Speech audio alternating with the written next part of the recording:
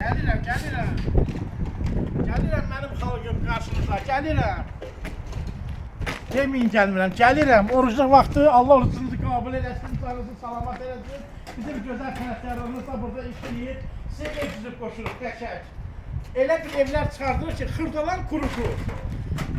Avtobusun yaxınlığı. Profkiyə düşmürsən. Bizim nə işimiz var profkiyada, gidə içəriyə. Qalmış taxtların turumunda. Gözəl bir evlər, dədə baba evi. O qədər öyle istəyən evdə gəl görəsən. Mən Talış balası, pastel istədiyiz, evi sizin qarşınıza çıxardacağım. Gözləyirəm, Azərbaycan xalqının yanındayım.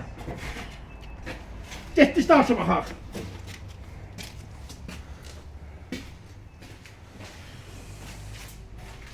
Allah, Məhəmməd ya Əli. Bura kukladır. Kuklan meybilib, girəcəkdə. Tamamlama işləri gedir. Tamamlama işləri gedir. Bura salmış idi. Bura bir otaqdır aşağı. Ay mənim xalqım, ay mənim gözəl millətim. Görün nə qəşəng çəpinəm sizə.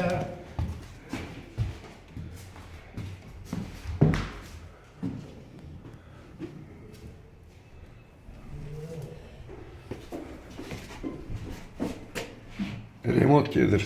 Sənətkarımızlar var olsun, əlləri qızıldır. Allah bunların canını salamat etsin. Gəlin qalsın baxaq.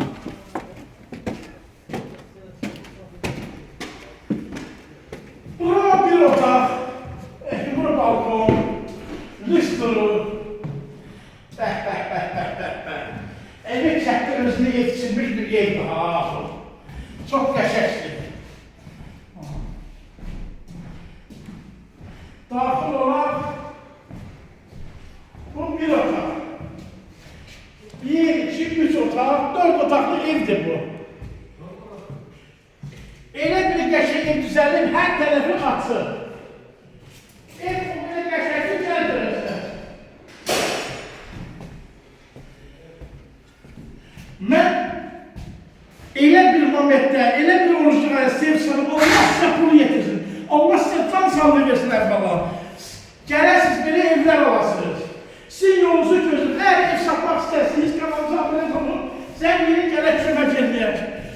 Allah hamıya ömür versin biz de onun içində. Yolunuzu gözləyirik, gəlin alın. Bura gedək.